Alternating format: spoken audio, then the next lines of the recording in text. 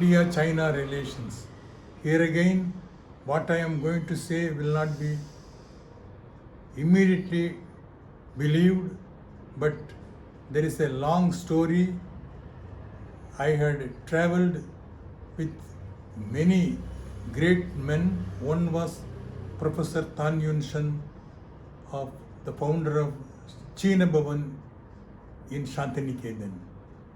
Many may not know in India, even now, that India and China had a long history of civilizational context, and recently in a video on Nalanda, I read about the names, so many, not one Chinese scholar we are often quoted. There were many who came to study at Nalanda, and these are all from China. At Santiniketan, the China Bhavan was established in 1920s, I think, by the help of the then leaders Chiang Kai-shek and his wife, talented wife, Soong sisters, one of the Soongs, very rich family, educated in America, and the husband and wife, he was the disciple of Sun Yat-sen, the founder of Chinese Republic Party.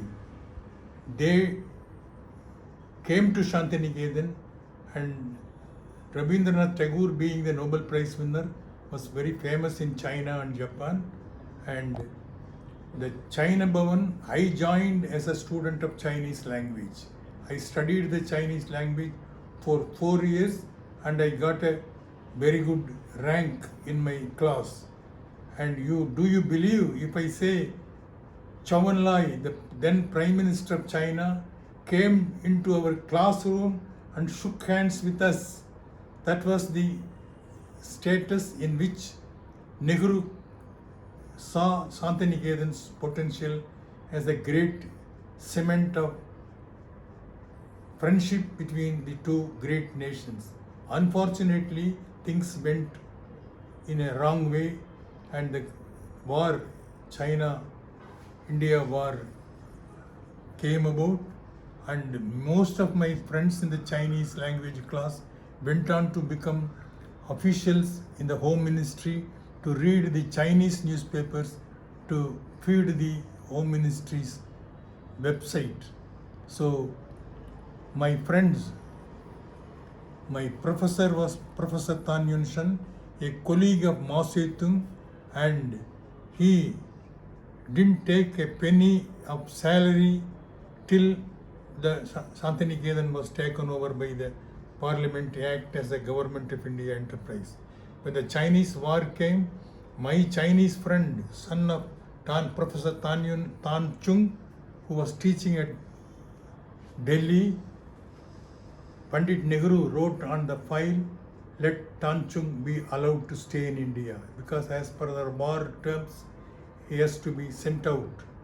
So when Pandit ji came to Santiniketan, he visited China Bhavan, and there is a photograph in my album where Pandit Nehru, Tan Yun Shan, and the famous Professor Satyendranath are standing, and I had the fortune of standing in that eminent group.